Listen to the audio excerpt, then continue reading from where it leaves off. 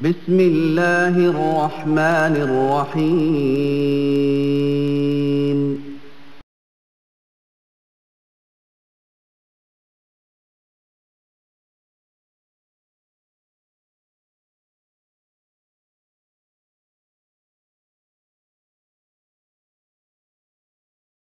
ونستغفره ونؤمن به ونتوكل عليه ونعوذ بالله من شرور أنفسنا ومن سيئات أعمالنا من يهده الله فلا مضل له ومن يضلله فلا هادي له ونشهد أن لا إله إلا الله ونشهد أن محمدا عبده ورسوله أما بعد فإن خير الحديث كتاب الله وخير الهدي هدي محمد صلى الله عليه وسلم وشر الأمور محدثاتها وكل محدثة بدعة وكل بدعة ضلالة وكل ضلالة في النار. قال الله تبارك وتعالى في كلامه المجيد: أعوذ بالله السميع العليم من الشيطان الرجيم. بسم الله الرحمن الرحيم. إن أريد إلا الإصلاح ما استطعت وما توفيقي إلا بالله. اللهم صل على محمد وعلى آل محمد كما صليت على إبراهيم وعلى آل إبراهيم إنك حميد مجيد. اللهم بارك على محمد وعلى آل محمد كما باركت على إبراهيم وعلى آل إبراهيم إنك حميد مجيد. تمام قسم کی حمد و ثنا اس اللہ وحدہ لا شریک کے لیے لائق و زیبہ ہے جس نے ہمیں اور آپ کو پیدا فرمایا، اور درود و سلام اس ذات مبارکہ مقدسہ پر جو ساری کائنات کے لیے رشد و ہدایت بن کر کے تشریف لائے. حاضرین کرام، عزیز دوستو، بزرگوں اور بھائیوں، آپ حضرات کو بخوبی معلوم ہے کہ آج میں جس موضوع پر روشنی ڈالنے جا رہا ہوں یہ وقت کا بڑا ہی حساس موضوع ہے، اور وہ موضوع ہے تبلیغی نصاب ایک جائزہ. تبلیغی نصاب کے لکھنے والے اور تبلیغی جماعت کے جو ہمارے اخوان ہیں جو ان کو پڑھتے اور صبح و شام اس کا درس دیتے رہتے ہیں، اس کتاب میں کتنے بھیانک اور خطرناک عقائد اور شرکیہ باتیں موجود ہیں، اور اس کے علاوہ بہت ساری چیزیں، من گڑھت قصے، کہانیاں، واقعات، افسانے. اور ایک افسوس اس بات کا ہے کہ ایک عظیم شخص جس کو تبلیغی جماعت ہی نہیں بلکہ دنیا دیوبندیت میں علم کا منارہ کہا جاتا ہے، مولانا زکریا صاحب جو شیخ الحدیث کے نام سے یاد کیے جاتے ہیں، انہوں نے اپنی کتاب میں یہ تمام سب باتیں لکھی ہیں اور کہی ہیں. ان تمام سب باتوں کے ذکر کرنے کا میرا مقصد صرف اور صرف یہ ہے کہ لوگ تاریکی سے روشنی میں آ جائیں اور قرآن و سنت کو اپنا منہج عمل بنا لیں. اللہ اور اس کے رسول صلی اللہ علیہ وسلم کے فرمودات ہی سے اس دنیا کی اصلاح ہو سکتی ہے، یہ دنیا سدھر سکتی ہے. حضرت امام مالک رحمۃ اللہ علیہ نے فرمایا کہ یہ امت انہی باتوں سے صحیح راستے پہ آ سکتی ہے جن باتوں سے آج سے کئی سو سال پہلے وہ سیدھی راہ پہ یہ دنیا آئی تھی. تو ہماری بیماری بھی پرانی ہے، ہمارا علاج بھی وہی پرانا ہے. ہمارا فرض یہ ہے کہ ہم کتاب و سنت کی طرف پلٹیں اور اللہ اور اس کے رسول صلی اللہ علیہ وسلم کے فرمودات کی روشنی میں اپنی زندگی کو گزاریں، نہ کہ گڑھ گڑھ کر کے قصے اور واقعات اور افسانے اور وہ واقعات اور وہ افسانے اور وہ جھوٹی روایتیں، موضوع روایتیں، باطل روایتیں، ضعیف روایتیں جو ڈائریکٹلی طور پر کتاب و سنت سے ٹکراتی ہیں، قرآن و حدیث سے ٹکراتی ہیں، ان کو امت کے درمیان پھیلایا جائے. ارے میں یہ تو کہتا ہوں کہ امت کے درمیان یہی کیا کم ہے جو یہ امت وہم پرستی کے اندر ملوث ہوتی جا رہی ہے. اس کے اندر اس قدر علم غلم قصے اور کہانیاں دین کے نام پر موجود ہیں. کیا یہی کیا کم ہے؟ بجائے اس کے کہ ان کی اصلاح کی جائے، آدمی مزید انہی قسم کے واقعات اور کہانیوں کو کتابی شکل دے کر کے اور ایک جماعت بنا کر کے اس کو دنیا کے اندر پھیلائے۔ میں جب اس ہفتے اس کتاب کو پڑھ رہا تھا اور مطالعہ کر رہا تھا، تیاری کر رہا تھا، تو اللہ کی قسم مجھے عجیب و غریب یہ کتاب لگی، اور ظاہر ہے کہ یہ بات وہی کہہ سکتا ہے جو تھوڑا بہت جس کو ادراک اور شعور ہو قرآن و حدیث کا، ورنہ ایک عام آدمی تو اس کو منزل من اللہ سمجھتا ہے، قرآن کی آیات اور شیخ الحدیث کی بات کو ایسا سمجھتا ہے جیسے اللہ کی کوئی وحی ہو۔ چنانچہ آپ اگر کسی بھی تبلیغی جماعت کے فرد سے، کسی بھی شخص سے اگر آپ تبلیغی نصاب کے تعلق سے کوئی ایک بات کہہ دیں کہ جناب اس کے اندر یہ غلطی ہے، تو آپ کے سر وہ پڑ جائے گا، آپ کے سر پڑ جائے گا، وہ آپ کے پیچھے پڑ جائے گا، اور آپ سے ملنا جلنا بھی ترک کر دے گا۔ کیوں؟ یہ فکر کیوں ہے؟ کیوں؟ آخر اس کی وجہ یہ ہے کہ ان کے ذہن میں، ان کے دماغ میں عقیدت و محبت اس قدر بھر دیا گیا ہے، جس طرح یہودیوں اور نصرانیوں نے اپنے صلحاء اور اپنے نیک لوگوں کی شان میں اور ان کی محبت میں غلو کیا ہے۔ آپ زبان کھولیں تو آپ گستاخ ہیں، آپ بد زبان ہیں، حرزہ سرائی کرتے ہیں، بزرگوں کی توہین کرتے ہیں، ہمارے اسلاف کی توہین کرتے ہیں۔ ارے بھائی، بزرگوں کی توہین کرنا، ان کی غلطیاں پکڑنا، ان کی غلطیوں سے لوگوں کو متنبہ کرنا کہ بھائی انہوں نے یہ غلطی کی، یہ غلطی نہیں ہے، یہ تو ہمارے سلف کا طریقہ رہا۔ اور اگر میں سمجھتا ہوں کہ اگر بزرگوں کی غلطیوں کو غلطی پکڑ کے عوام الناس کے سامنے بیان کر دیں، کرنا یہ غلطی ہے، تو ہمارے اسلاف، خاص طور سے امام ابو حنیفہ رحمۃ اللہ علیہ کے دونوں شاگردوں نے بہت بھاری کام کیا ہے اس تعلق سے۔ ان کے دونوں شاگردوں نے امام صاحب کی 3/4 حصہ غلطیوں کو اٹھا کے امت کے سامنے رکھا کہ امام صاحب نے یہاں غلطی کی، امام صاحب نے یہاں غلطی کی، امام صاحب نے یہاں غلطی کی۔ ان کی باتوں کو رد کیا ہے، ان کے شاگردوں نے رد کیا ہے، استاد سے مخالفت کی ہے ان کے شاگردوں نے، استاد کی بات کو رد کیا ہے انہوں نے۔ تو کیا وہ گستاخ تھے، دریدہ دہن تھے، بدتمیز تھے، کون تھے؟ کیا کہا جائے گا ان کے بارے میں؟ غرض کہنے کا مطلب یہ ہے کہ یہ ایک قسم کا تعصب اور فرقہ واری ذہنیت ہے، اس طرح کی بات بہرحال نہیں کرنی چاہیے۔ کہنے کا مطلب یہ ہے کہ میں انشاءاللہ تبارک تعالی آج کے اس محفل میں، آج کے اس جلسے میں انشاءاللہ تعالی میں تبلیغ نصاب کے تعلق سے ایک جائزہ آپ کے سامنے پیش کروں۔ میں یہ سوچ رہا تھا کہ تبلیغ نصاب کے اندر جو مختلف فضائل ہیں، فضائل نماز، فضائل زکوٰۃ، فضائل حج، فضائل ذکر وغیرہ، یہ تمام چیزیں، ان میں سے چیدہ چن کر کے کچھ واقعات لیں۔ یوں تو بہت ساری باتیں ہیں اس کے اندر، اور وہ واقعات آپ کے سامنے رکھیں، عوام کی عدالت میں رکھیں، آپ خود فیصلہ کریں کہ ان واقعات سے کیا عقیدے ثابت کرنا چاہتے ہیں حضرت زکریا صاحب، اور اسلام کی کون سی تبلیغ ان واقعات سے ہو رہی ہے، اسلام کی کون سی خدمت یہ بزرگ کر رہے ہیں، میں آپ کے سامنے رکھوں۔ لیکن پھر میں نے سوچا کہ اور باتیں تو واقعی اتنی ہیں کہ پمبا کجا نہم تن ہما داغ شد والا مسئلہ ہے، کن کن واقعات کو اٹھائیں اور کن کن باتوں کو آپ کے سامنے رکھیں، پورا جسم داغدار ہے۔ اور ایک بات اور آپ کو بتاؤں، یہ کتاب جو زکریا صاحب نے لکھی ہے، میں انشاءاللہ تعالیٰ بھی چند منٹوں میں ان کی پوری ہسٹری آپ کے سامنے رکھنا چاہتا ہوں، آپ کے سامنے۔ یوں ویسے تو میں نے ان کے اکابرین اور جماعت تبلیغی جماعت کے جو مؤسس اور بانی اور ان کو بنانے والے لوگ تھے، ان کا پورا میں نے ان کی تفصیلات میں نے بتلا دی اور مکمل طور پہ وہ بتلا دیا ہے، لیکن زکریا صاحب کے بارے میں بہت کچھ باقی رہ گیا ہے، وہ انشاءاللہ مختصر طور پر میں ان کی پیدائش وغیرہ اور یہ کہاں پیدا ہوئی ہے، کہاں انہوں نے تعلیم حاصل کی اور کس طرح سے، یہ انشاءاللہ میں بتاؤں گا انشاءاللہ بھی۔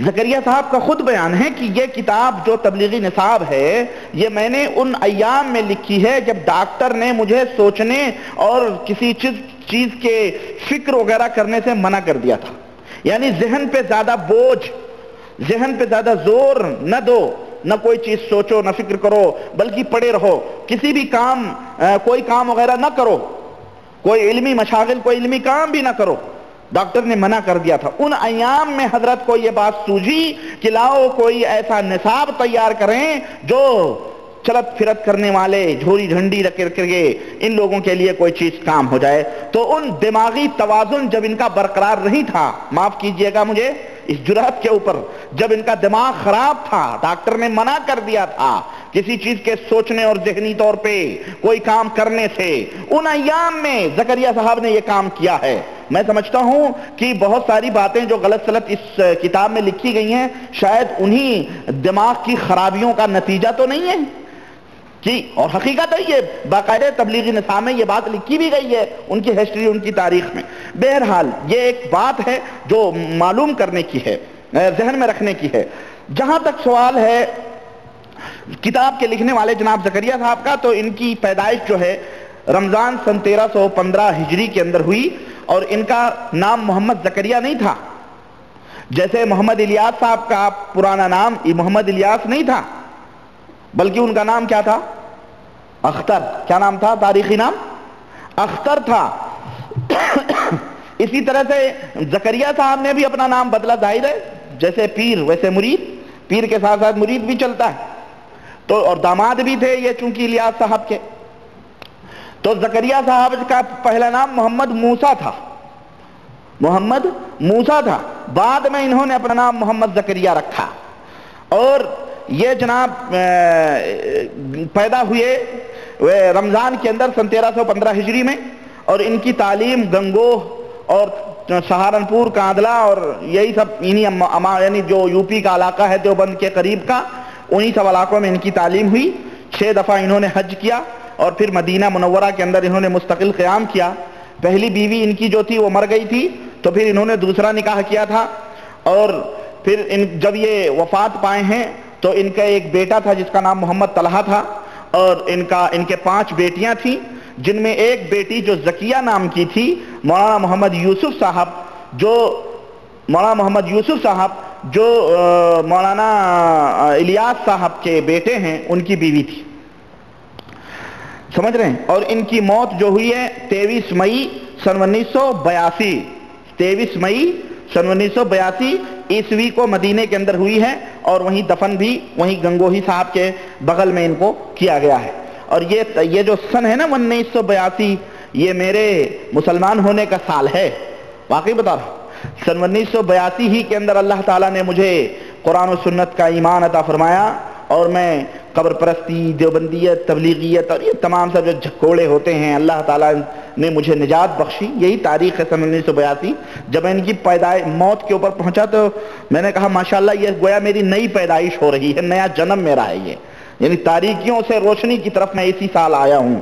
بہرحال ان کی تقریباً چھوٹی بڑی کتابیں ملا کے 117 کتابیں ان کی ہیں، اور انہی کتابوں میں سے یہ کتاب فضائل اعمال جو تبلیغی نصاب کے نام سے کہیں جانی جاتی ہے، کہیں فضائل نماز کے نام سے جانی جاتی ہے۔ یہ مختصر سی ہسٹری، مختصر سا ایک خاکہ زکریا صاحب کا رہا۔ ان کے فضائل کے بارے میں تو بہت کچھ بیان کیے جاتے ہیں، میں ان فضائل میں نہیں پڑھنا چاہتا۔ اور جیسا کہ بتایا بھی ہے میں نے کہ جب زکریا صاحب مرے تو دفن کیا گیا، تو بتایا نا کہ کسی نے ایک آواز سنی۔ کیا آواز سنی؟ کہا کہ تمہارے اس میت کے لیے جنت کے 8 دروازے کھول دیے گئے ہیں۔ کسی عاشق زکریا نے یہ آواز سنی تھی۔ بہرحال اور بھی مرنے کے بعد کے یہ فضائل ہیں، زندگی میں تو بہت سارے فضائل بیان کیے گئے ہوں گے، بہرحال وہ ہم سے اسے نہیں لینا ہے۔ اور یہ ایک زکریا صاحب کے تعلق سے یہ چند باتیں تھیں۔ آئیے میں ایک دعویٰ کر رہا ہوں، اور میں اپنے بریلوی اخوان جو ہیں بیچارے، جن کے اوپر ساری دنیا اپنا نزلہ چھڑکتی ہے، میں اور وہ بھی دنیا کے اوپر پورا نزلہ اپنا اتارتے ہیں، بہرحال میں ان سے معذرت کے ساتھ یہ ایک درخواست کرنا چاہوں گا، میں ابھی کرتا ہوں۔ میں ایک یہ بیان کرنا چاہتا ہوں کہ میں نے دیوبندیت کے تعلق سے پچھلے لیکچروں میں بہت ساری باتیں بتلائی ہیں آپ کو، اور بہت سارے ان کے عقیدے بھی بتلائے، اور میں نے 1-2 وعدے بھی کیے تھے وہ تصویروں وغیرہ کے تعلق سے کہ مولانا اشرف علی صاحب تھانوی کی جو کتاب اصلاحی نصاب ہے، اس کتاب کے آخری پیج میں نالین مبارک کی تصویر اتاری گئی ہے، اور اس سلسلے میں یہ کہا گیا، اور میں نے شاید بتلایا ہے بہت پہلے یہ بات کہ اس کو رات کے فلانے اتنے ٹائم میں ایسا کر کے وضو وغیرہ بنا کے ان نالین مبارک کو، اس پیپر کو، اس تصویر کو اس کو سر پہ رکھ کے اور دعا کرو تو پتہ نہیں کیا کیا ہو جائے گا۔ وہ بہت سارے فضائل بیان کیے گئے، اللہ کی پناہ۔ تو یہ تعلیم ہے اشرف علی صاحب تھانوی کی، جو تعلیم لے کر کے بیچارے یہ جماعت تبلیغ کے لوگ ادھر ادھر پھیلاتے ہیں۔ بہرحال میں یہ کہنا چاہتا ہوں کہ دیوبندی اور بریلوی جو ہے نا، دیوبندی اور بریلوی یہ اپنے آپ کو حنفی کہتے ہیں۔ آپ کو میں یہ بھی بتاؤں کہ آج ہمارے ملکوں میں ایک معلوماتی باتیں اچانک میرے ذہن میں آئی ہیں، میں یہ ہمارے ملکوں میں جو آج یہ سمجھا جاتا ہے کہ حنفی جو ہے وہ حنفی وہ صرف دیوبندی ہوگا یا کوئی بریلوی ہوگا، ایسی بات نہیں ہے۔ یہ بھی بات آپ کو میں بتاؤں، قادیانی بھی حنفی تھا، اللہ کی قسم، مرزا غلام احمد قادیانی جو تھا وہ پرلے درجے کا حنفی تھا وہ۔ اور میں یہ بھی بتاؤں آپ کو، یہ جو چکڑالوی اور یہ جو سب بنتے ہیں یہ سب حنفی تھے۔ تو حنفی جو ہو وہ دیوبندی یا بریلوی ہو ایسی کوئی بات نہیں ہے، بلکہ حنفیوں میں کئی گروپ ہیں، کئی جماعتیں ہیں۔ ایسی بھی جماعت حنفیوں میں ہے جو بریلوی نہیں ہے، ایسی بھی جماعت حنفیوں میں ہے جو دیوبندی نہیں ہے، ایسی بھی ہم جماعت حنفیوں میں ہے جو مرزائی غلام احمد قادیانی نہیں ہے، اس کے ماننے والے نہیں ہیں۔ تو حنفی ایک مذہب ہے جو بنایا گیا، اور اسلام کے چار ٹکڑے کر کے ایک ٹکڑا اس کا بنایا گیا۔ لیکن ایسی بات نہیں ہے کہ پوری دنیا میں جتنے حنفی ہیں یہ چاہے یا تو بریلوی ہوں گے یا دیوبندی ہوں گے، ایسی بات نہیں ہے۔ اسی طرح سے جس طرح کوئی دیوبندی، کوئی بریلوی یا کوئی حنفی صرف بریلوی یا دیوبندی ہی نہیں ہو سکتا، اسی طرح سارے دیوبندی بھی ایک نہیں ہیں، بلکہ دیوبندیت کے اندر بھی تقسیم ہے، اور یہ تقسیم کوئی تنظیمی یا تحریکی تقسیم نہیں ہے، کوئی موومنٹ کی تحریک، یعنی کوئی تحریک چل رہی ہے، آپ نے اس کا نام، کوئی تنظیم چل رہی ہے، آپ نے تنظیمی طور پر اس کا نام رکھا ہوا ہے، مزاج ایک ہے، دعوت ایک ہے، فکر ایک ہے، سب کچھ ایک ہے، لیکن تنظیم کا نام آپ نے چینج کر دیا ہے، بس ایسی کوئی بات نہیں ہے، بلکہ مذہبی تقسیم ہے، اور وہ بھی تقسیم کوئی فروعی نہیں ہے، بلکہ اصولی جو ہے اختلاف ہے۔ دیوبندیت کے اندر دو گروپ ہے، ایک گروپ حیاتی گروپ کہلاتا ہے اور ایک گروپ مماتی گروپ کہلاتا ہے۔ حیاتی گروپ کیا ہوتا ہے؟ حیاتی گروپ وہ لوگ ہیں جو یہ کہتے ہیں کہ نبی کریم صلی اللہ علیہ وسلم ہی نہیں بلکہ جتنے بھی بزرگان دین صالحین ہیں وہ سب اپنی مرے لیکن وہ سب اپنی اپنی قبروں میں زندہ ہیں۔ یہ حیاتی گروپ ہے دیوبندیوں کا، اور ان کی اکثریت ہے، اور انہی میں مولانا قاسم نانوتوی، اشرف علی تھانوی، اور یہ مولانا حسین احمد مدنی اور جتنے بھی یہ لوگ ہیں اکثریت ان لوگوں کی ہے۔ اور ایک گروپ ہے مماتی گروپ، یعنی ان لوگوں کا عقیدہ یہ ہے کہ یہ کہتے ہیں کہ نبی کریم صلی اللہ علیہ وسلم مر گئے، وہ اپنی قبر میں بھی مردہ ہیں، مر چکے ہیں اللہ کے رسول صلی اللہ علیہ وسلم۔ اسی طرح جتنے بھی صالحین، کوئی کتنا بڑا بھی ہو، سب کو موت آنی ہے اور سب مر گئے ہیں۔ تو اور یہ گروپ جو ہے، اس گروپ کے لیڈر سید عنایت اللہ شاہ بخاری ہیں اور ان کے ماننے والے ہیں۔ تو ان لوگوں کا یہ عقیدہ ہے۔ چنانچہ مماتی گروپ کا جو یہ عقیدہ ہے کہ نبی کریم صلی اللہ علیہ وسلم اپنی قبر میں زندہ ہیں، اور وہی نہیں بلکہ جتنے صالحین بزرگان دین ہیں وہ سب اپنی قبروں میں زندہ ہیں، اور اس کی تازہ مثال میں نے مولانا اشرف علی صاحب تھانوی کی کتاب ارواح ثلاثہ سے آپ کے سامنے گزشتہ لیکچر میں نے پیش بھی کی تھی کہ انہوں نے کہا کہ مولانا قاسم نانوتوی صاحب اپنی قبر سے اٹھ کر کے دیوبند کا جھگڑا چھڑانے آئے تھے، اور بزرگان دین اس طرح کے تصرفات کرتے ہیں، روح اس طرح سے تبدیل ہوتی ہے، نعوذ باللہ۔ تو یہ وہ گروپ ہے جو مماتی، یہ گروپ ہے جو حیاتی گروپ ہے بہرحال۔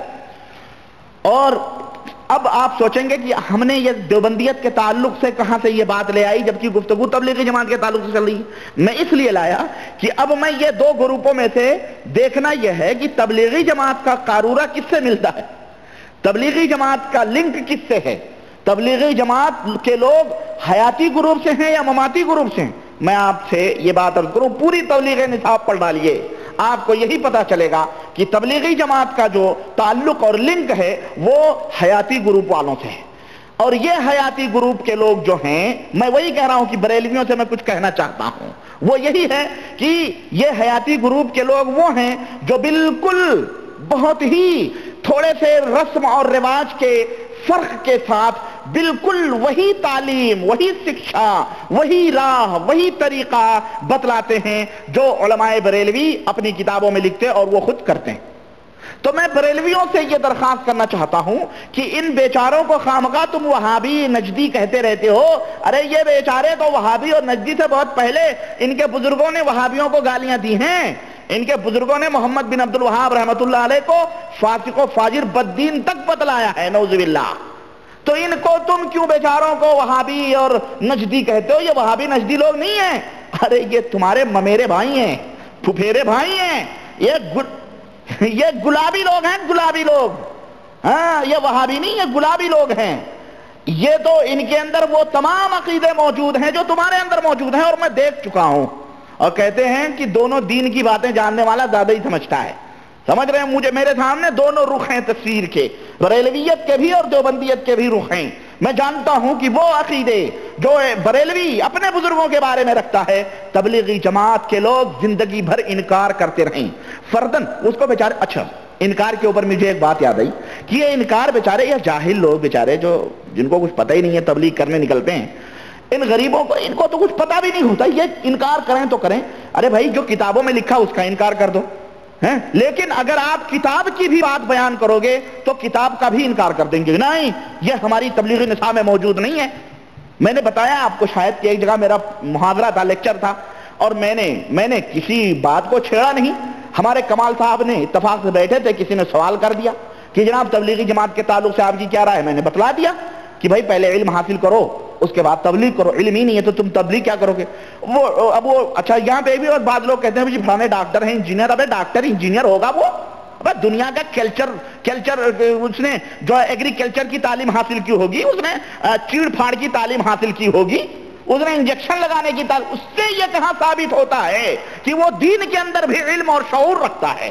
ہم نے تو بڑے بڑے علماء کو بھی دیکھا گردنوں کے مسح لپیٹ رہے ہیں، بڑے بڑے محدث اپنے آپ کو بنتے ہیں، پر یہ گردنوں کی مسح ان سے نہیں جاتی، یہ علم ہے، جبکہ اللہ کے رسول صلی اللہ علیہ وسلم کی کوئی صحیح حدیث اس سلسلے میں موجود نہیں ہے، لیکن روایت بیان کی جاتی ہے۔ پتہ ہے جو گردن کی مسح کرے گا اللہ تعالیٰ جہنم سے قیامت کے دن اس کی گردن جہنم سے آزاد کر دے گا، اعوذ باللہ۔ یہ کون سی نبی کریم صلی اللہ علیہ وسلم کی حدیث ہے؟ تو بڑے بڑے لوگ بھی اپنے آپ کو علامہ اور محدث کہنے والے بھی گردن کو لپیٹ رہے ہیں اسی امید میں کہ گردن آزاد ہوگی، پتہ نہیں کون سی آزادی چاہ رہے ہیں، آنکھ آزاد ہو رہی ہے، ہاتھ آزاد ہو رہے ہیں، پاؤں آزاد، وضو بنا رہے ہو، گناہ جھڑ رہے ہیں، گردن ہی باقی۔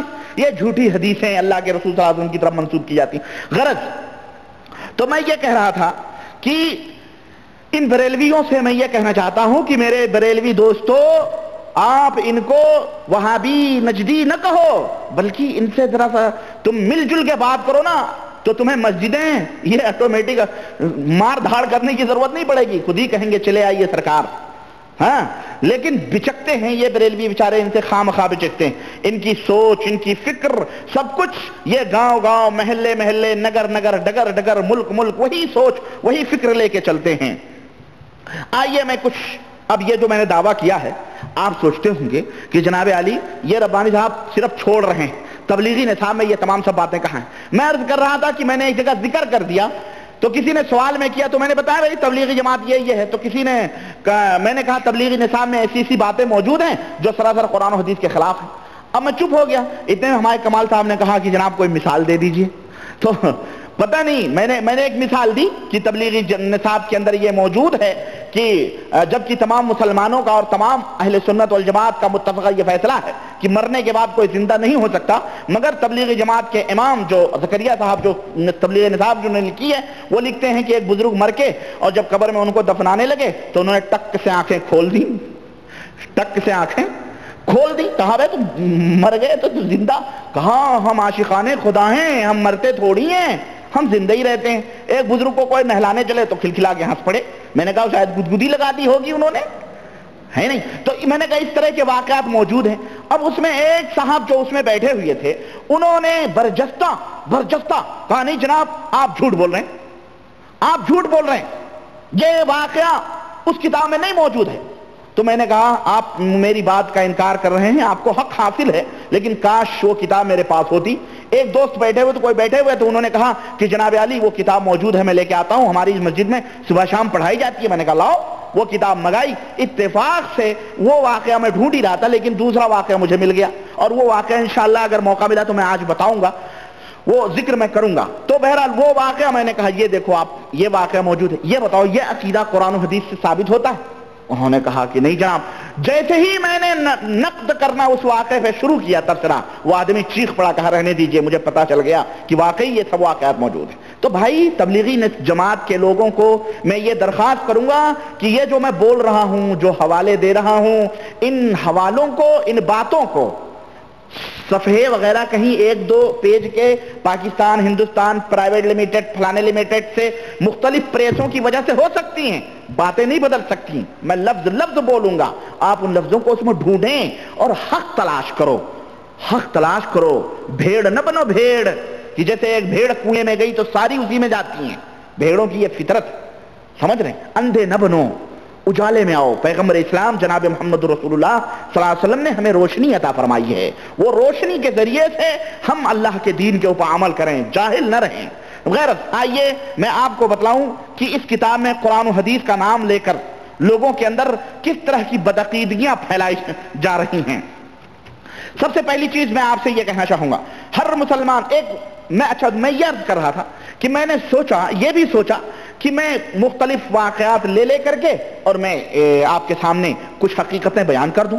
پھر میرے دل میں آیا نہیں، ایسا کرو کہ یہ جو فضائل نماز، فضائل ذکر، فضائل حدیث، فضائل قرآن، فضائل رمضان، فضائل ذکر، فضائل جھوٹ، فضائل شرک، فضائل بدعت، خیر یہ باب نہیں ہے فضائل شرک، فضائل بدعت وغیرہ، لیکن میں اگر زکریا صاحب زندہ ہوتے یا ان کے جو ماننے والے یا موجودہ دور کے جو امیر ہیں، میں ان سے باادب اور جرأت کے ساتھ یہ درخواست کرتا کہ محترم آپ کے حضرت نے تو فضائل قرآن، فضائل ذکر، فضائل یہ تمام سے فضائل دیے، کم از کم اس میں فضائل جھوٹ کا بھی اضافہ ہوتا، فضائل شرک بھی لکھے جاتے، فضائل بدعت بھی لکھے جاتے، فضائل افسانہ بھی بیان ہوتا، اور فضائل عشق و محبت بھی بیان ہوتے اشعار کی شکل میں، تو بہت بہتر ہوتا، کیونکہ یہ تمام سب چٹنیاں موجود ہیں اس میں، صرف ان کو وضاحت کرنے کی تھوڑی ضرورت ہے. بہرحال آئیے میں یہ عرض کروں کہ جناب عالی ہم مسلمانوں کا یہ ایمان اور عقیدہ ہے کہ اللہ وحدہ لا شریک کے سوا کوئی بھی غیب نہیں جانتا ہے،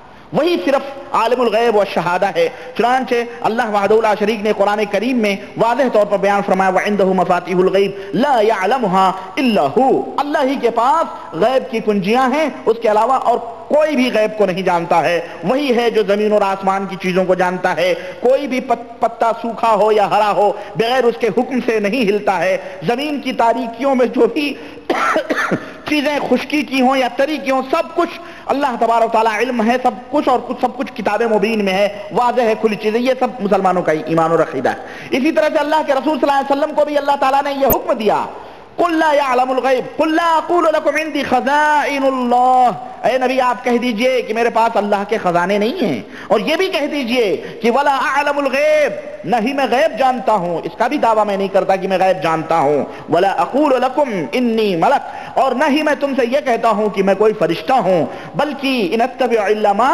أُوحِيَ إِلَيَّ يُوحَىٰ إِلَيَّ، میرے پاس میں صرف ان باتوں کی اتباع کرتا ہوں، میں صرف ان باتوں کے اوپر عمل کرتا ہوں جو باتیں میرا اللہ مجھے بتلاتا ہے. یہ اللہ کے رسول صلی اللہ علیہ وسلم کو یہ سورہ اعراف آیت نمبر 50 اور پہلی آیت جو میں نے پڑھی ہے سورہ اعراف سورہ انعام آیت نمبر 59 اور دوسری آیت سورہ انعام آیت نمبر 50. اب یہ مسلمانوں کا ایمان اور عقیدہ ہے، جو وہابی لوگ ہیں جو قرآن کے اوپر جن کا ایمان ہے. اب ذرا تبلیغی، جنہیں ہم تبلیغی جماعت نہ کہیں بلکہ الیاسی جماعت کہیں، اور الیاسی جماعت کے اوپر بھی مجھے ایک دوسرے الیاس صاحب یاد آئے. اب یہ ایک چیز دیکھیں ذرا صاحب معذرت کے ساتھ، ایک چیز سمجھنے کی آئی، مجھے اچانک باتیں یاد آ جاتی ہیں. پڑوسی کا کچھ نہ کچھ حق ہوتا ہے، اور یہ زمانے سے چلا رہا ہے. پاکستان تقسیم ہوا، ہندوستان بنا، ہے کہ نہیں؟ پاکستان بنا، ہندوستان اپنی جگہ، پاکستان اپنی جگہ. پاکستان جو کچھ بھی کرتا ہے ہندوستانی حکومت اس کی نقالی کرنا شروع کر دیتی. ہندوستان کچھ بھی کرتا ہے پاکستان اس کے ریئیکشن میں کچھ نہ کچھ کرنا شروع کر دیتا ہے. المہم اگر وزیر اعظم یہاں بدلتے ہیں تو وہاں بدلتے ہیں، یہاں الیکشن ہوتا ہے تو وہاں الیکشن ہوتا ہے، وہاں کچھ ہوتا ہے تو یہاں المہم دونوں اصل میں قبول کرتے ہیں ایک دوسرے کا ایکشن اور ریئیکشن دونوں کے اندر ہوتا ہے نا. اور اس کی تازہ مثالیں موجود ہیں آپ کے سامنے کہ کسی نے تین پٹاخے داغ دیے تو کسی نے 6 پٹاخے اس میں داغ دیے. غرض کہنے کا مطلب یہ ہے کہ یہ ایکشن اور ریئیکشن، عمل اور رد عمل کا سلسلہ دونوں ملکوں میں چلا آتا ہے. سیاسی پیمانے پہ ہو، تجارتی پیمانے پہ ہو، اقتصادی پیمانے پہ ہو، ثقافتی پیمانے پہ ہو، غرض کسی بھی شورا کے پیمانے پہ ہو، ادب اور فلسفے کے پیمانے پہ ہو، غرض کسی بھی پیمانے پہ ہو، اور آگے بڑھوں میں دینی پیمانے پہ بھی ہے، دینی پیمانے پہ بھی۔ ہندوستان میں مولانا محمد الیاس صاحب نے ایک جماعت بنائی، کون سی؟ تبلیغی جماعت، ان کا نام محمد الیاس تھا۔ اب جناب عالی، اب بریلوی حضرات ڈھونڈتے رہے کوئی ایسا بت بنانا چاہیے جس کا نام محمد الیاس ہو۔ ایک بت اگر ہندوستان میں بنا ہے تو دوسرا بت پاکستان میں بننا چاہیے۔ چنانچہ کھوجتے کراچی کے اندر ایک بت مل گیا ان کو، سگے مدینے کا کتا ایک مل گیا ہے نا، اس اپنے آپ کو مدینے کا کتا، اس کا نام محمد الیاس قادری رضوی اور حنفی اور پتہ نہیں کیا کیا ہے، بریلوی جماعت۔ انہوں نے اتنا اچھالا، انہوں نے ٹائٹل بنائی ہری پگڑیاں۔ اب ان کے اجتماعات ملتان میں ہو رہے ہیں، کراچی میں ہو رہے ہیں، لاہور میں ہو رہے ہیں، پنجاب میں ہو رہے ہیں، یہاں تک کہ آپ کے بامبے تک بھی وہ آیا ہے وہ ہری پگڑی۔ ہاں، اور جناب علی اجتماعات میں لاکھوں کے دعوے کیے جاتے ہیں، اور اجتماعات میں باقاعدہ بتیاں بجھا کے ذکر ہوتا ہے، وہ تصور مدینہ ہوتا ہے۔ کیا ہوتا ہے؟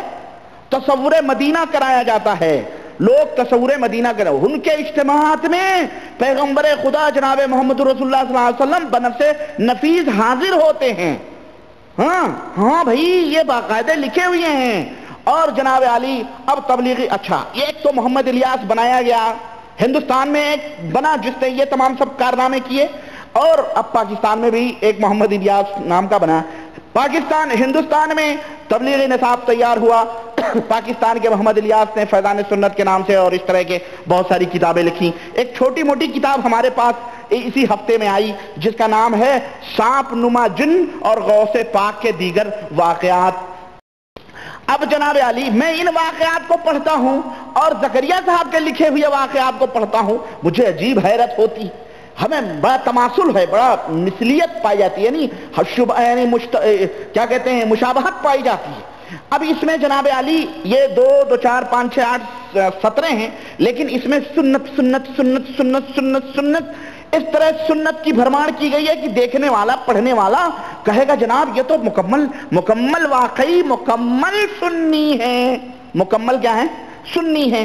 سنت کی بہاریں، تبلیغ قرآن و سنت کی عالمگیر غیر سیاسی تحریک، دعوت اسلامی کے مہکے مدنی ماحول میں بکثرت سنتیں سیکھی جائیں، اپنے شہر کے ہفتہ وار سنتوں بھرے اجتماع میں شرکت فرما کر خوب سنتوں کی بہاریں۔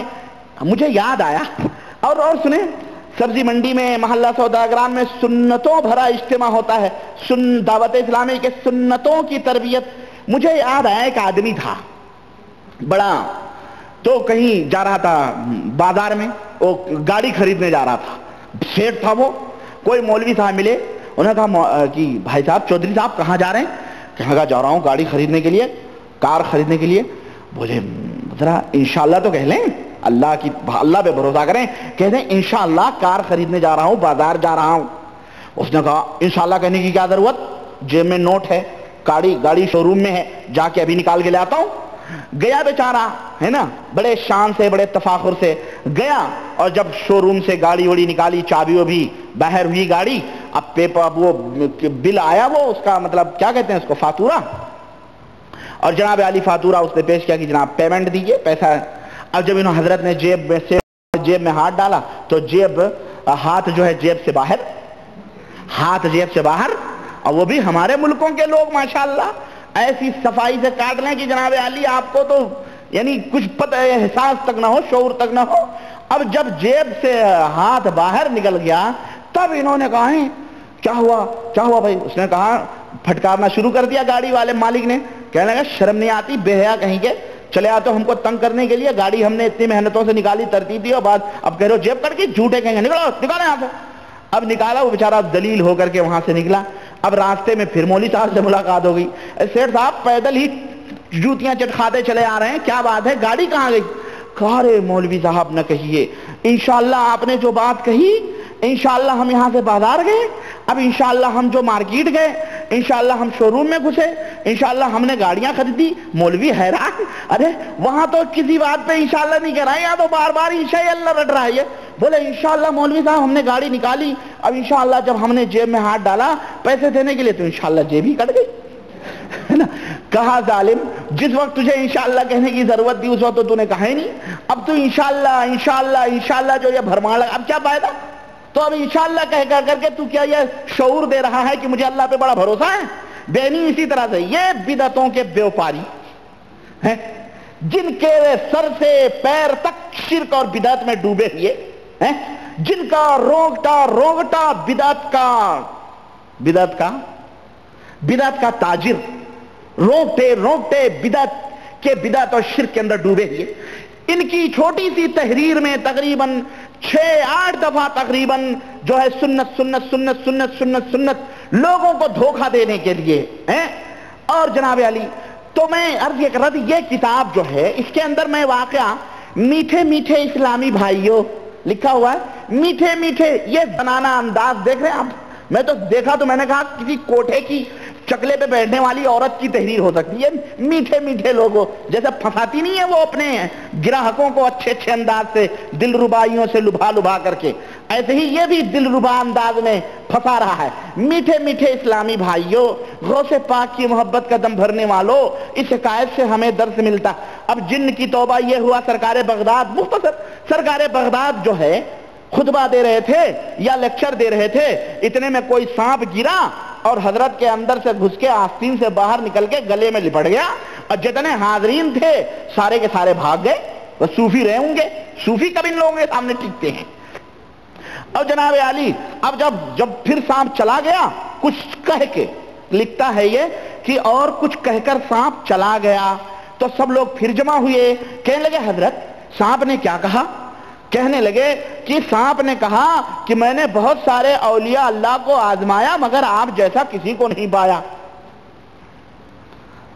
جسے شک ہو وہ خضر سے پوچھ دیکھے تیری مجلس کا سما غوث آدم۔ شعر لکھا ہے۔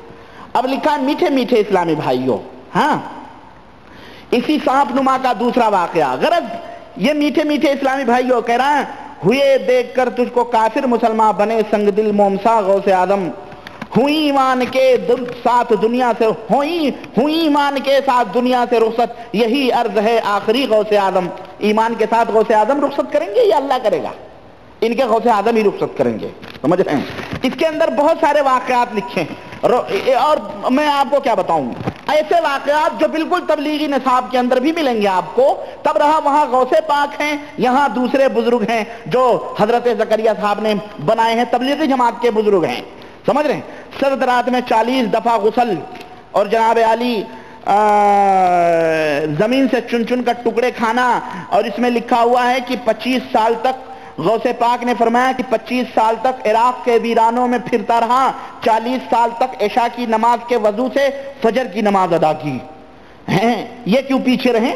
زکریا صاحب نے اپنے امام کے بارے میں لکھا ہے، پتہ نہیں کون کون سے بزرگ کہ امام صاحب 50 برس تک عشاء کے وضو سے فجر کی نماز پڑھتے رہے، انہوں نے غوث پاک کے بارے میں لکھا ہے۔ غرض آپ کو بہت ساری مماثلت میں آپ کو بتاؤں، بہرحال یہ چھوڑیں، صاحب قبر کی امداد بھی ہو رہی ہے، مزار شریف پر علماء فقراء کے قافلے کے ہمسار تشرا، اور جناب علی بہت کچھ ہوا۔ بہرحال چھوڑیں، یہ میں کہاں ان بیچاروں کے چکر میں پڑ گیا۔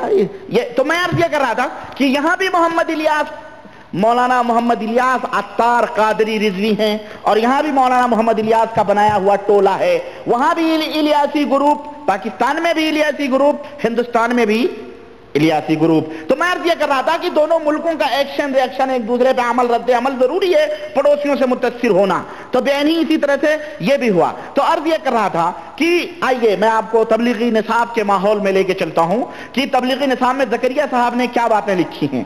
لکھتے ہیں ہم سب یہ جانتے ہیں کہ اللہ کے سوا کوئی غیب نہیں جانتا، مگر زکریا صاحب ذرا دیکھیے فضائل اعمال، یہ فضائل اعمال مکتبہ رحمانیہ پاکستان کا چھپا ہوا، صفحہ 330 کے اندر اور صفحہ 648 کے اندر فضائل ذکر کے اندر یہ جو واقعہ موجود ہے، اور یہ ہمارے پاس کتاب ہندوستان کی فضائل اعمال شیخ الحدیث مولانا زکریا صاحب کی، ادارہ اشاعت دینیات پرائیویٹ لمیٹڈ، نظام الدین دلی کی چھپی ہوئی، اس کتاب کے صفحہ 13 کے اوپر یہ واقعہ موجود ہے، اور میں حوالے دوں گا اس کتاب کے جو ہندوستان سے طباعت ہے، چونکہ پاکستان تو اس کی فرع ہے جو کھولی گئی ہے جیسے ہندوستان، لیکن اصل بیج تو ہندوستان میں ڈالی گئی ہے، اس لیے ہندوستان کی جو کتاب چھپی ہوئی ہے میں اسی کتاب کے حوالے سے آپ سے اس وقت گفتگو کروں گا، اور اس کتاب کا حوالہ میں پڑھ دوں تاکہ کسی بھائی کو شبہ نہ ہو۔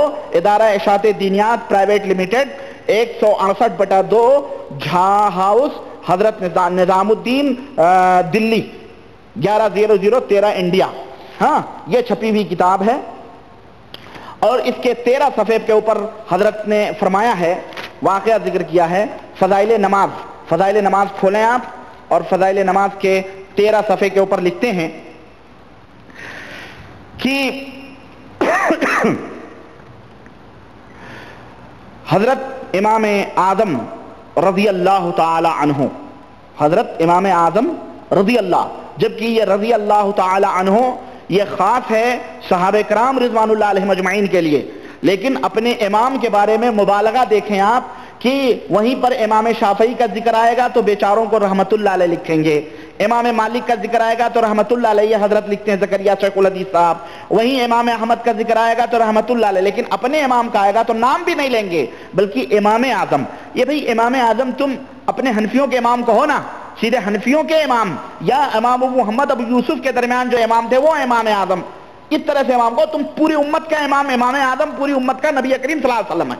اس طرح کے خطاب سے صرف اللہ کے رسول صلی اللہ علیہ وسلم کو مطلق طور پر جو ہے خطاب کیا جا سکتا۔ بہرحال لکھتے ہیں امام اعظم رضی اللہ تعالیٰ عنہ کا قصہ مشہور ہے کہ وضو کا پانی گرتے ہوئے یہ محسوس فرما لیتے تھے کہ کون سا گناہ اس میں دھل رہا ہے۔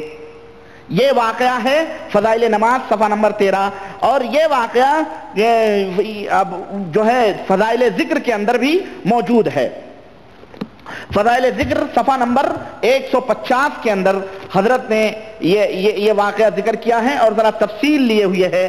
اس کا ماحصل یہ ہے کہ لکھتے ہیں کہ امام اعظم جب کسی شخص کو وضو کرتے ہوئے دیکھتے تو اس پانی میں جو گناہ دھلتا ہوا نظر آتا اس کو معلوم کر لیتے، یہ بھی معلوم ہو جاتا کہ کبیرہ گناہ ہے یا صغیرہ، کبیرہ گناہ ہے یا۔ اللہ کے نبی صلی اللہ علیہ وسلم فرماتے ہیں کہ جب آدمی وضو کرتا ہے تو اس سے صغیرہ گناہ دھل جاتے ہیں۔ کون سے گناہ؟ زکریا شیخ الحدیث۔ میں کہہ رہا ہوں کہ یہ حدیث جو ہے نا، حدیث کی سمجھ آپ کو دارالعلوم دیوبند میں آئے گی، یہ ہماری سمجھ والی باتیں نہیں ہیں، یہ دیوبند کے درس میں ایک سید واڑیات غازی پور کا نکلا ہے، محمد ابو بکر غازی پوری ہے نا، مجاہد اعظم کا لقب ملا ہے اس کو ہندوستان کے دیوبندی حضرات سے۔ وہ لکھتا ہے اگر تمہیں حدیث سمجھنا ہے تو دارالعلوم دیوبند کے مسند درس میں آ کے وہاں حدیث سمجھو، تمہیں کیا معلوم حدیث؟ تو یہ حدیث ہے شیخ الحدیث صاحب کی۔ کیا لکھتے ہیں کہ یہ بھی معلوم کبیرہ گناہ، ان کو پتہ نہیں کہ کبیرہ گناہ توبے سے پاک ہوتے ہیں، وضو کے سے کبیرہ گناہ نہیں معاف ہوتے ہیں، لیکن کہتے ہیں نا جب آدمی گپ چھوڑتا ہے تو کہیں نہ کہیں اس سے کچھ نہ کچھ چوک ہو جاتی ہے، تو یہ گپ ہے، دیکھیں گپ، یہ گپ ہے اپنے امام کے بارے میں۔ لکھتے ہیں کہ صغیرہ گناہ بھی، اور کیا کہتے ہیں، کبیرہ گناہ ہے یا صغیرہ، مکروہ فعل ہے یا خلاف اولا، اللہ اکبر، جیسا کہ حسی چیزیں نظر آیا کرتی ہیں اسی طرح یہ بھی معلوم ہو جاتا تھا۔ چنانچہ ایک مرتبہ کوفہ کی مسجد میں ایک آدمی وضو کر رہا تھا، بہرحال اس کو دیکھ کر کے چپکے سے کہا بیٹا والدین کی نافرمانی سے توبہ کر لے۔ ایک دوسرے آدمی کو دیکھا، کہا بھائی تو زنا نہ کرا کر، بہت بڑا عیب ہے۔ ایک تیسرے کو دیکھا تو اس نے کہا تو لہو لعب کر رہا ہے، شراب پی رہا ہے، شراب مت پیا الغرض۔ اس طرح سے امام صاحب گویا کوفے کی مارکیٹ میں، کوفے کی جامع مسجد میں باقاعدے سب کچھ دیکھتے تھے، سب کا۔ آخر میں لکھتے ہیں کہ باقاعدے بعد میں اللہ تعالیٰ سے انہوں نے دعا کی کہ اللہ تعالیٰ مجھے یہ چیز نہیں چاہیے، چونکہ ایک نعمت تھی ہم کو نہیں چاہیے، تو اتارے، تو وہ چیز ان سے ختم ہو گئی۔ اب آپ بتائیں کہ یہ اللہ کے رسول صلی اللہ علیہ وسلم، صحابہ کرام اور دیگر جتنے بھی ہمارے اسلاف گزرے ہیں، ان میں سے کسی سے یہ بات سمجھ میں نہیں آتی کہ ان کے اندر بھی یہ خاصیت موجود تھی، کہ وہ یہ غیب نہیں ہے، یہ چھپا ہوا پانی کے اندر کیا چیز ظاہر گر رہا ہے، کیا چیز گر رہی ہے۔ امام اعظم ابو حنیفہ رحمۃ اللہ علیہ کے اوپر یہ اتہام نہیں ہے، یہ کتنی بڑی کی تہمت لگائی گئی ہے اپنے امام کے اوپر، انہوں نے لگائی ہے کہ وہ ہر چیز جانتے۔ اللہ وحدہ لا شریک قرآن کے ذریعے سے معلوم ہوا کہ غیب کا علم صرف اللہ تبارک تعالیٰ کو ہے، اور یہاں امام صاحب کو بھی غیب کا علم ہو رہا ہے۔ غرض یہی نہیں، ان کی بات ہوتی تو ہوتی، اور سنیں دیوبند سہارنپور میں کیا کیا گل کھلائے جا رہے ہیں۔ کہہ رہے ہیں کہ حضرت مولانا الشاہ عبد الرحیم صاحب رائے پوری نور اللہ مرقدہ کے خادموں میں ایک صاحب تھے، شاہ عبد الرحیم نہیں بلکہ ان کے خادموں میں ایک صاحب تھے جو کئی روز اس وجہ سے استنجے نہیں جا سکتے تھے کہ ہر جگہ انوار نظر آتے تھے۔ اللہ اکبر۔ ابھی میں کہہ رہا ہوں ڈانٹے دی ہوئی تھی انہوں نے، استنجے نہیں۔ حضور استنجا کرنے جائیں، صحابہ استنجا کرنے جائیں، انہیں انوار نظر نہ آئیں، انہیں اس کی فکر نہ ہو۔ دیوبند کے ان صوفیوں کو اور ان ملانوں کو اور ان درس حدیث کے دعوے کرنے والوں کو انہیں ہر جگہ انوار نظر آتے ہیں۔ یہ کتنی بڑی بے حیائی اور بے غیرتی کی بات ہے۔ یہ اسلام کے ساتھ مذاق نہیں ہے تو کیا اسلام کی تبلیغ ہے؟ تم کیا بتلانا چاہتے ہو اس واقعے سے؟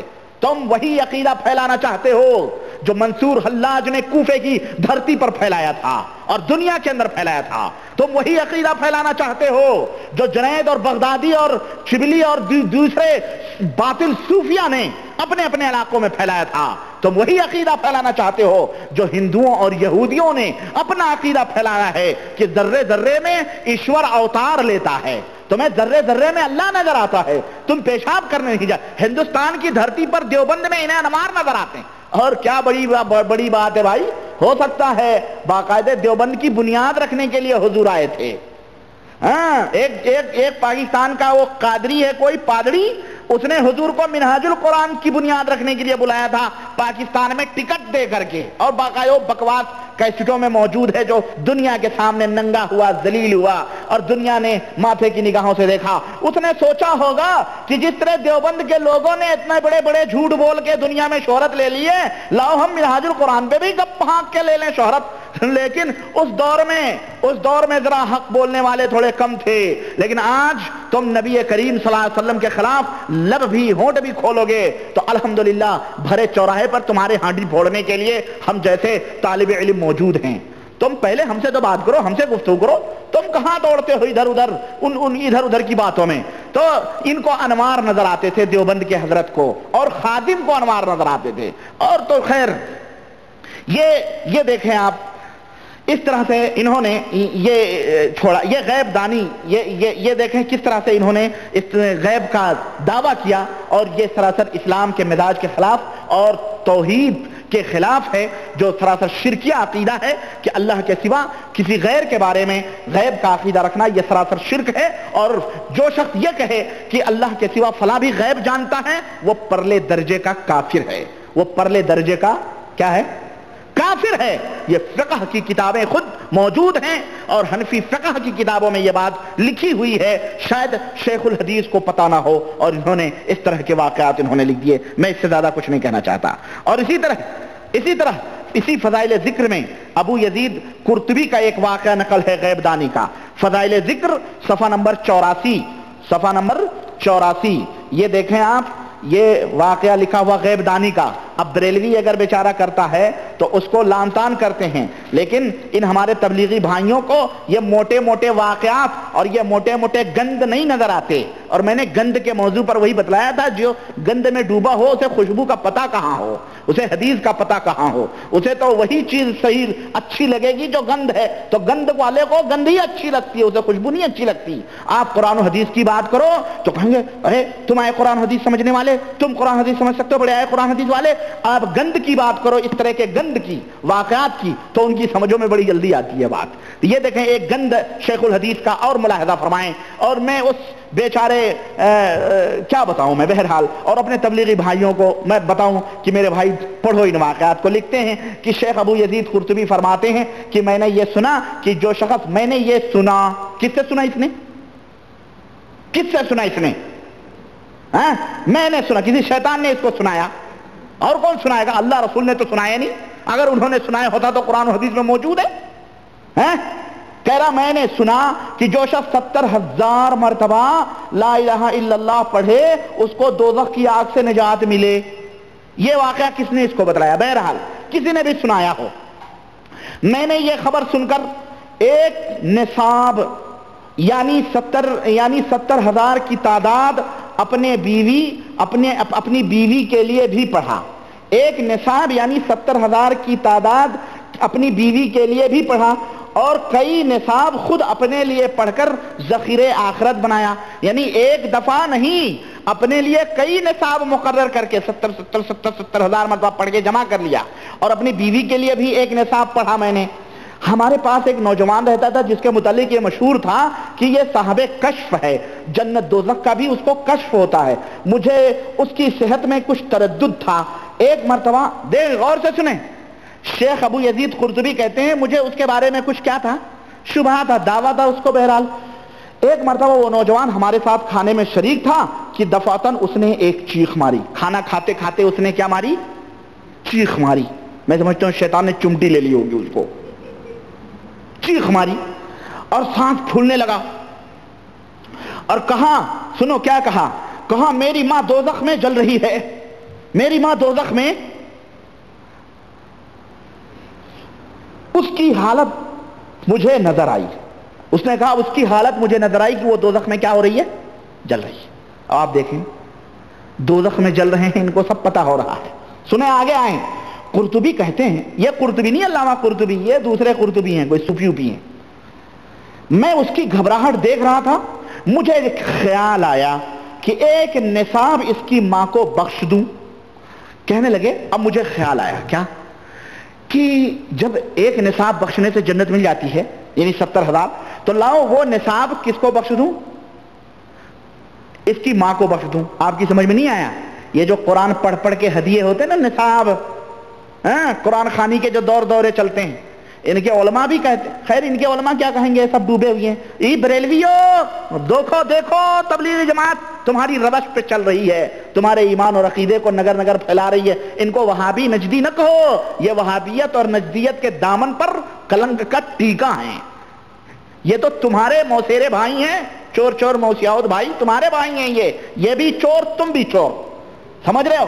سنو, یہ لکھتے ہیں کہ مجھے خیال آیا کہ ایک نصاب اس کی ماں کو بخش دوں, جس سے اس کی سچائی کا بھی مجھے تجربہ ہو جائے گا کہ یہ جھوٹ بول رہا ہے کہ سچ بول رہا ہے, بخش دوں.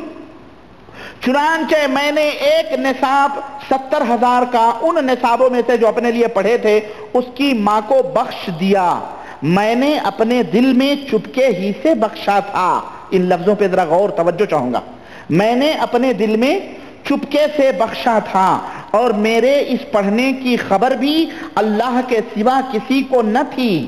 مگر وہ نوجوان فوراً کہنے لگا, چچا میری ماں دوزخ کے عذاب سے ہٹا دی گئی ہے. گرو رہ گئے چیلا.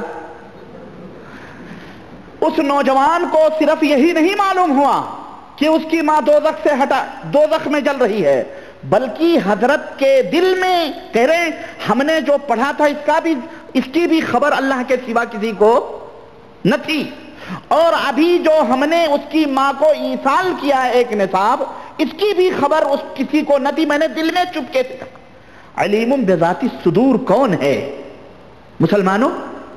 بتاؤ ذرا, کون ہے علیم بذات الصدور؟ اللہ کے سوا اور ہے کوئی؟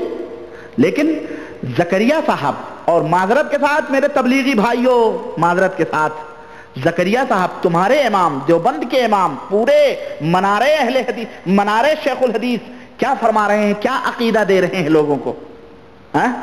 بتاؤ. میں کہتا ہوں ساری کتابوں پہ تبصرہ ایک طرف, صرف اسی واقعے کے اوپر اگر تبصرہ کروں نا, اسی ایک واقعے کے اوپر, تو میرا کام نہیں ہے کسی کو جہنم میں پہنچانا, دوزخ میں پہنچانا, یہ اللہ کرے گا. اگر مرنے سے پہلے اس بندے خدا نے توبہ نہ کیا ہوگا, اور میں حسن ظن رکھتا ہوں اللہ نے ہو سکتا ہے توبے کی توفیق دے دی ہو, اگر نہ دی ہوگی تو پھر اس طرح کا عقیدہ رکھنے والا وہ کبھی بھی مومن نہیں ہو سکتا ہے, کبھی بھی مسلمان نہیں ہو سکتا ہے. جو یہ عقیدہ رکھے کہ دل کی دھڑکنوں کو بھی جاننے والا کوئی گرے پڑے, یہ اس طرح کے, یا کوئی بھی ہو, ہمارے نبی بھی دل کی دھڑکنوں کو نہیں جانتے تھے. جائے کہ یہ للو پنچو جمن سبراتی پھتو اور جو ہے یہ ایسے لوگ, یہ دلوں کی دھڑکنوں کو جاننے والے لوگ ہیں. زکریا صاحب کیا عقیدہ بیان کر رہے ہیں, اور تم کہاں کے توحید کی بات کر رہے ہو, کہاں کے سنت کی بات کر رہے ہو, اور کس حق کی بات کر رہے ہو؟ کہ دنیا کے اندر ہم حق پھیلا رہے ہیں. یہ حق نہیں، یہ تاریکیاں ہیں، یہ ظلمتیں ہیں جن کو تم دنیا کے اندر پھیلانا چاہتے ہو. قرطبی کہتے ہیں کہ مجھے اس قصے سے دو فائدہ ہوا. ایک تو اس کی برکت کا جو 70,000 کی مقدار پر میں نے سنی تھی، گویا اس کو بھی یقین نہیں تھا، تجربہ کر رہا تھا. ہاں، اگر اللہ رسول کی بات ہوتی تو کوئی مسلمان تجربہ نہیں کرتا، اللہ رسول کی بات پہ آنکھ بند کے یقین کرتا ہے. گویا یہ ضرور شیطانی بات رہی ہے کہ نہیں ہے. یہ غیب دانی نہیں، یہ غیب دانی کے دعوے اپنے بزرگوں میں کر رہے ہو کہ نہیں کر رہے ہیں؟ یہ تو تبلیغی جماعت والے اگر غیب دانی کا دعویٰ اپنے بزرگوں میں کرتے ہیں تو وہ بہت بڑی موحد اور بہت بھاری وہ توحید پرست اور سنت کے دعوے دار بتلائے جاتے ہیں. اور اگر وہی بیچارہ بریلوی رضا خانی، احمد رضا خان کا ماننے والا، اگر وہ اپنے بزرگوں کے بارے میں، غوث اور پیر کے بارے میں رکھے تو وہ مشرک کیوں ہے؟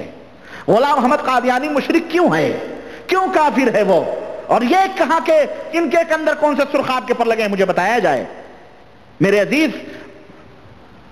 اور میں چاہ رہا ہوں کہ میں ترتیب کے ساتھ ذرا پہلے نماز کا، پھر جو ترتیب کتاب میں ہے اسی ترتیب سے واقعات بیان کر کے ہر واقعے کے اوپر اپنی ٹپڑی نوٹ کروں، یعنی اپنا تبصرہ نوٹ کروں تھوڑا سا، تاکہ آپ کو بھی اچھا لگے اور ہمارے تبلیغی بھائی اور یا دنیا کے اندر جو شخص بھی حق کو جاننا چاہے تو وہ کتاب کھول کے بیٹھے اور نمبر وائز سب کو بتلاتا جائے. تو بہرحال میں سمجھتا ہوں کہ وقت زیادہ ہو گیا ہے، اس لیے میں انہی چند باتوں پہ اپنی بات ختم کرتا ہوں. اور اگلی مجلس جو ہے فضائل نماز کے تعلق سے ہوگی، اور اس کے بعد انشاءاللہ اس کے اندر 2-3 اور فضائل جوڑوں گا. پھر اس کے بعد میں فضائل صدقات کے اندر تو جناب علی وہیں پہ تو گڈھے ہیں، فضائل حج میں بھی گڈھے، فضائل درود، اور یہ قرآن وغیرہ جو ہے نا تھوڑے بہت کم ہیں ان میں. تو میں انشاءاللہ تعالی میں چاہتا ہوں کہ جو واقعات ایمان شکن اور عقیدے توحید کو ڈائنامنٹ کرنے والے ہیں اور شرک کی طرف دعوت دینے والے ہیں، میں مختصر طور پر، تفصیلی طور پر تو نہیں بتا سکتا، تفصیل کے لیے تو ہمارے لیے بہت وقت چاہیے، بس مختصر طور پر تھوڑی جھلکیاں آپ کو دیتا چلوں تاکہ امت کے سامنے تبلیغی نصاب کا ایک جائزہ آ جائے اور تبلیغی الیاسی گروپ کی ایک حقیقی، جو اس کا حقیقی چہرہ جو تبلیغ کے ریشمی کپڑے میں لپیٹ کے امت کو گمراہ کیا جا رہا ہے، اس الیاسی گروپ، یہ الیاسی گروپ بھی اور وہ الیاسی گروپ، اس الیاسی گروپ کا میں پہلے بھانڈا پھوڑ رہا ہوں کیونکہ یہ پہلے آیا ہے، یہ گروہ پہلے آیا ہے، اور اس الیاسی گروپ کا میں فیضان سنت کے تعلق سے انشاءاللہ بھانڈا پھوڑوں گا. اور میں سمجھتا ہوں ان کی تو پھوٹی بھی بیچاروں کی، ان کی کیا پھوڑو گے؟ نہیں، ان بیچاروں کو تو خیر ان کو بیچارہ اس لیے کہتا ہوں، اس لیے کہ وہ عقل و خرد سے پیدل لوگ ہیں. وہ جو کہتے ہیں وہ دعویٰ کرتے ہیں، جو دعویٰ کرتے ہیں وہ کرتے ہیں، لیکن یہ لوگ جو ہے نا منافقین، یہ منافقین لوگ ہیں. یہ الیاسی گروپ بہت منافق ہے. نہیں ہم یہ سب نہیں کرتے، نہیں ہم یہ تو پھر یہ کتابوں میں کیوں لکھا ہے بھائی؟ تم نے کیوں لکھا ہے؟ نکال کے پھینک یا اس کو چوراہے پہ رکھ کے انگار لگا دے. اللہ تعالی ہم سب کو ہدایت عطا فرمائے اور ہم سب کو حق بات کے سمجھنے اور سننے کی توفیق عطا فرمائے اور اس سے زیادہ عمل کی توفیق عطا فرمائے. آمین یا رب العالمین. وصلی اللہ علی نبینا محمد وعلی آلہ وصحبہ اجمعین. والسلام علیکم ورحمۃ اللہ وبرکاتہ.